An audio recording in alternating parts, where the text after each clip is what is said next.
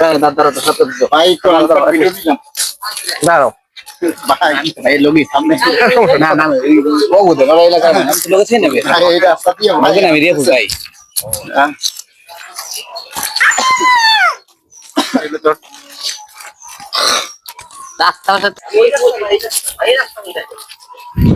এই রাস্তা কত সামনে এমনি আমি একটু দেখেছি, আমি একটু আনকার ভিডিও নিতেছি। হিরোলম ভাই এই রাস্তা থেকে হাঁটতেছে, কতটা ত্যাগ স্বীকার করছে রিয়ামনি আপুর জন্য। এই যে আসলে এই না না এই গ্রাম মধ্যে প্রতিটা গ্রামে যে যে আমাদের যে যখন সরকার চেয়ারম্যান মেম্বার থাকে তারা যখন তোদের নিজেদের বাসা দিলে এরকম হতো না, এটা একটু নেন। তাহলে কিন্তু এই মনে করে এই কাজটা হতো না।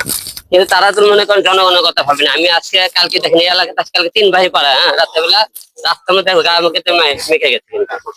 কিন্তু সেই হিসেবে এই দিকের যে অবস্থা রাস্তাঘাটের, সেই হিসেবে কিন্তু সবার নজর দেওয়া উচিত এই রাস্তাঘাটের কাজ করার জন্য আর কি।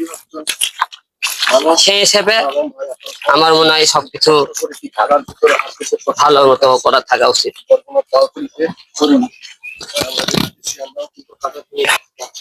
ভাই আপনার অনুভূতি কেমন এখন?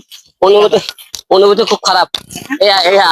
অনুভূতি খুবই খারাপ। এদিকে আমাদের পেয়ে আপনার কেমন লাগে? আপনাদের পেয়ে ভালো, কিন্তু অনুভূতি খারাপ। অনুভূতি এলে অনুভূত হয়ে গেছে।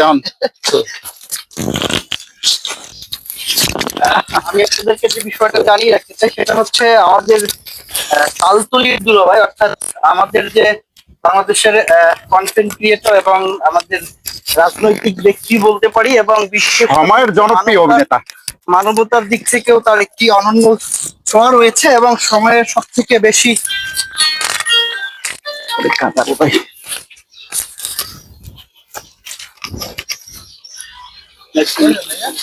এই রাস্তা ভাই, রাস্তা তো আগে দিয়ে আছে এখানে, এই রাস্তা বলতে আসতেছে সাবধানে যায়।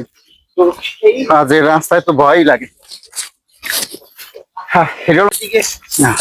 ধন্যবাদ। সেই হিসেবে আমরা যা বুঝতে পারলাম যে আসলে সত্যিকার অর্থে হিরো আলম ভাই একজন বন্ধু, প্লাস সে যে আসলে অত্যন্ত ভালো মনের মানুষ, সেটা আমরা যদি সরাসরি ওনাকে না দেখতাম তাহলে বুঝতাম না। রাইট। সেই জায়গা থেকে আমি সবসময় হিরো আলম ভাইয়ের একজন সাধারণ মানুষ হিসেবে বলতে চাই, হিরো আলম ভাইয়ের জন্য সবসময় শুভকামনা থাকবে আমাদের। তো আমরা চাচ্ছি যে আমাদের প্রত্যেকের জায়গা থেকে ওই ঝামেলা যাই তাকে ফেরত থাকবে, তো সেই জায়গা থেকে কাম ব্যাক করে আবার পুনরায় ব্যাক করি আমাদের যে বোন রয়েছে সেই বোনের সাথে আবার একভাবে ইনশাআল্লাহ পার করবে, সেই দোয়া এবং প্রত্যাশা সবসময় আমাদের থাকবে।